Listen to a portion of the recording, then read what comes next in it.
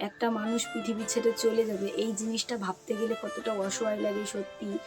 ছেলে আছে, বউ আছে, সব এখন খুব অল্প বয়স, এই বয়সে চলে যাওয়াটা না আমরা মেনে নিতে পারছি না। প্রায় যায় অবস্থা। তো তার থেকে বড় কথা আমাদের গ্রামে 3টে গুলি করেছে। দিন আপডেট দেওয়া হয় না, মন মানসিকতা যেহেতু ভালো নেই। আজকের ভিডিওটা তোমরা কেউ স্কিপ করো না বন্ধুরা। আজকে সব সত্যি ঘটনা বলবো। সকালবেলা এই যে চাটা বানিয়ে নিচ্ছি। আমার শাশুড়ি মা না বাড়িতে নেই, চলে গেছে। তার থেকে বড় কথা, আমার শ্বশুরমশাই কিন্তু আমাদের ভিতর খেত না। তো আমি ভাবলাম যে শ্বশুরমশাইকে রান্না করে দেবো যদি খায়। তো যাই হোক, সকাল সকাল চা বানিয়ে নিচ্ছি। ওই যে শ্বশুরমশাইয়ের গ্লাসটাও এনেছি। আর আমার দাদার না ভীষণ শরীর খারাপ। দাদার কি হবে জানি না, তোমাদের লাস্টেই বলবো, তোমরা ভিডিওটা কেউ স্কিপ করো না। প্রথমে চিনি ছাড়া 1 কাপ চা ঢেলে তারপরে চিনি দিয়ে করব। যেহেতু শাশুড়িমা বাড়িতে নেই, শ্বশুরমশাইকে এই যে চাটা করে দিচ্ছি। তো একটু লেট হয়ে গেছিলো আগের দিন, মানে 2 দিন গেছে, ভিডিও তো করাই হচ্ছে না তার ভিতর। তো দোকানে গিয়ে চাটা দিলাম বরকে, শ্বশুরমশাইকে দিলাম। আর শ্বশুরমশাইয়ের না আমরা ভিডিও করি না, কারণ যারা পছন্দ করে না তাদেরকে না করতেই ভালো। তো আমার না অ্যাকাউন্টে 1 টাকাও আর রাখছি না, সব কিছু বরকে তুলে দিচ্ছি।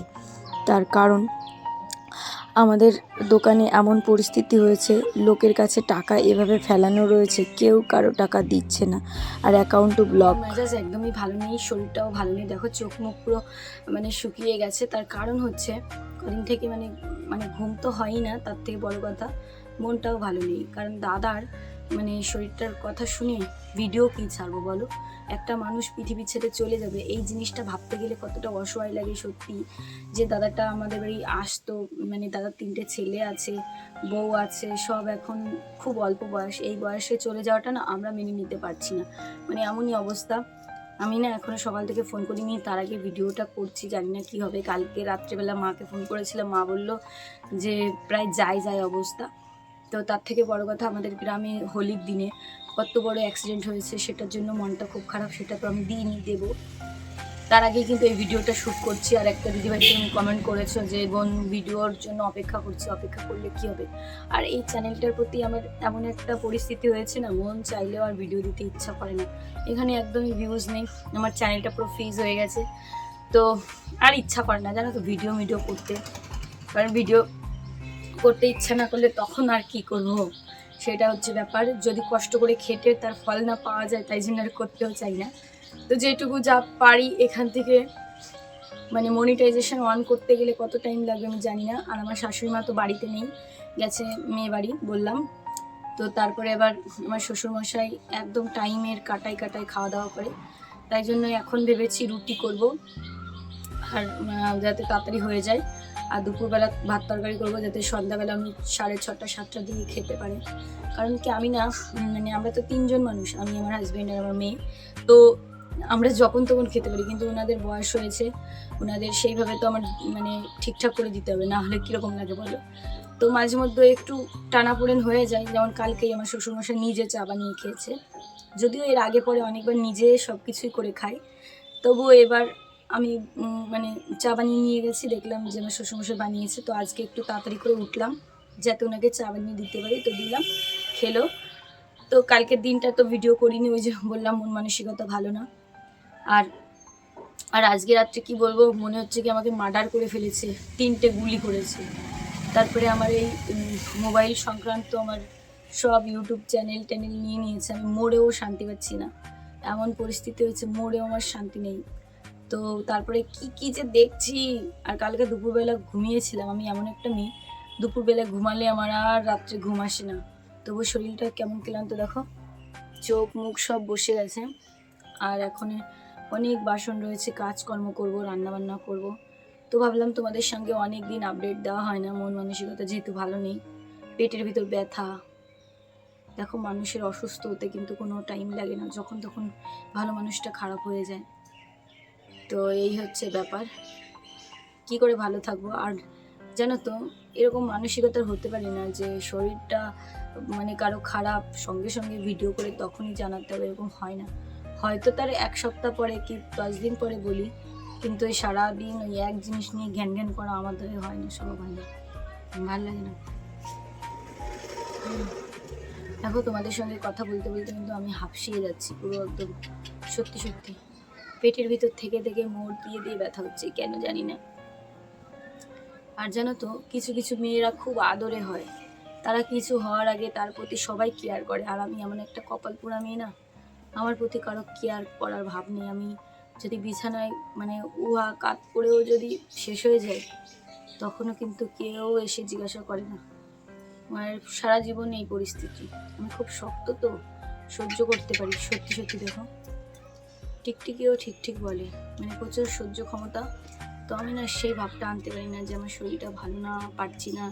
আর কাজ দেখলে সত্যি সত্যি দেখো টিকটিকি কোনো দিনের রাতে ডাকে না, আজকে ডাকছে।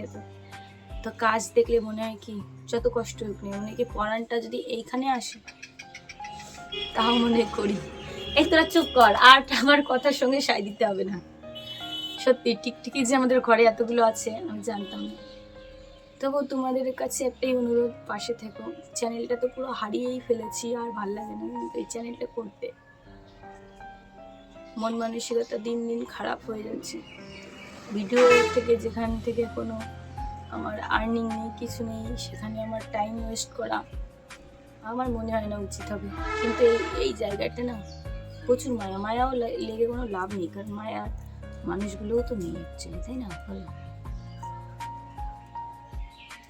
পরে কথা বলছি। আমাদের লোকজন যাতায়াত করে তো সবভাবে মন খুলে কথা বলতেও কেমন পারি না, সবাই তাকিয়ে থাকবে, হয়তো বলবো ওই যে ভিডিও করছে, কিন্তু ওরা তো জানে না এখান থেকে আমার কতটা ইমোশন জড়িয়ে আছে, সেই জন্যই কথাগুলো বলা। তো চলো রুটিটা বানিয়ে ফেলি। অ্যাকাউন্ট ব্লক হওয়ার কারণটা হচ্ছে কে যেন আমাদের ফোনপেতে এমন একটা টাকা পাঠিয়েছে যেটা সাইবার ক্রাইমের আন্ডারে। তো দোকানদার মানুষ যে যেখান থেকে ফোনপে পাঠায় সেটা তো আমরা ক্যাশ করে দিয়ে দিই আমার বর।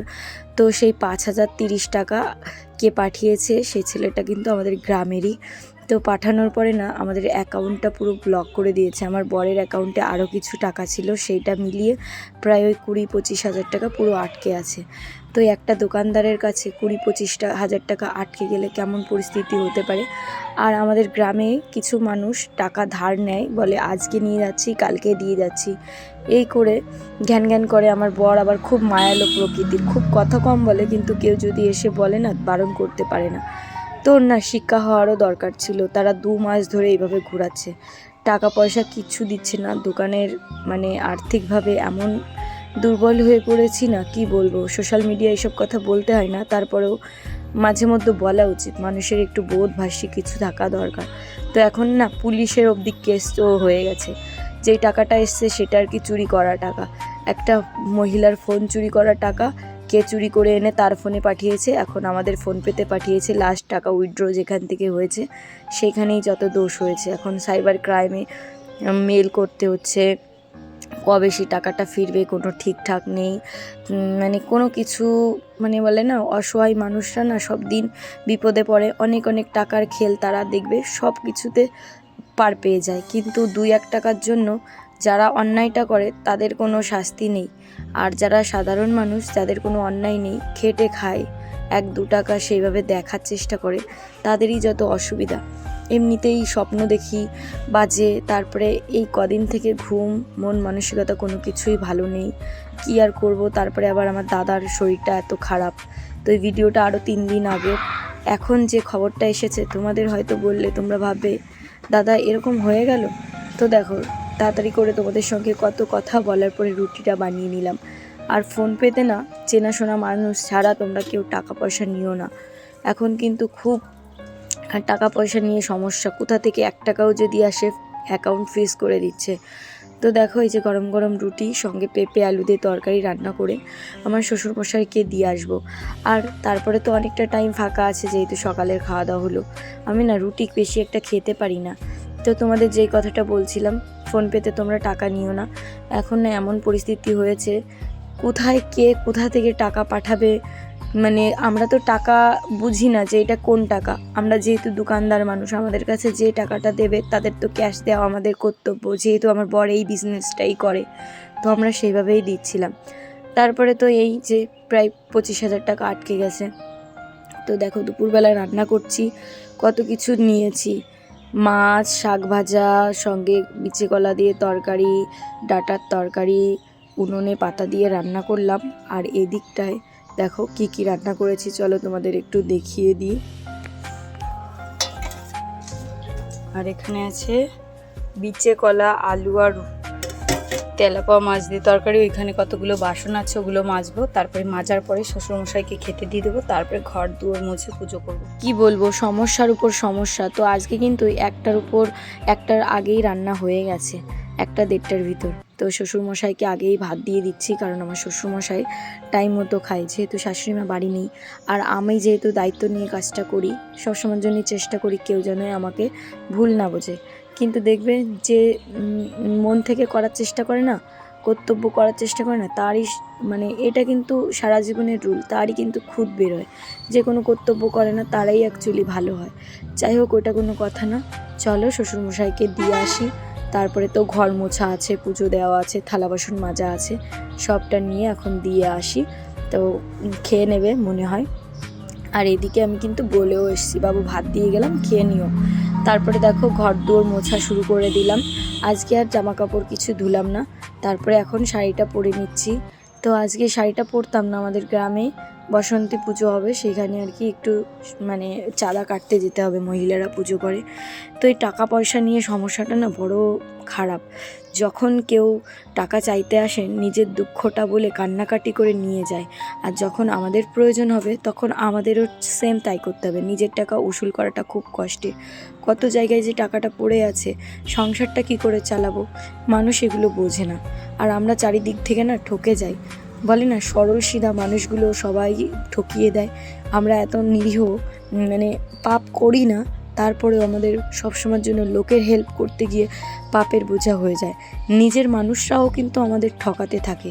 এটা সত্যি সত্যি, জানো তো, এমনভাবে ঠকায়, ভাবি না ভগবানের কাছে শুধু বিচার দিয়ে রেখে দিই, এর আমার বিচার জন্য কমপ্লিট। এখন ভেবেছি মেয়েটাকে আনতে যাব, একটু পরে 3টে বাজবে। তারপরে খেতে দেওয়া হয়ে গেছে। আমার শ্বশুরমশাইকে ঘর দোর মুছে পুজোটা দিয়ে নিলাম। তো বন্ধুরা, এখন খেতে বসলাম। এখন বাজে 3টে। সকালবেলা রুটি খেয়েছি, তো খুব খিদে পেয়ে গেছে। তোমরা দেখলে কত কথাই বললাম, তার ভিতর না তোমাদের বলি, আমার দাদা কিন্তু আর বেঁচে নেই, মারা গেছে। মায়ের বুক খালি করে চলে গেছে। আমার পিসির যে কী অবস্থা হবে আমি সেটাই ভাবছি।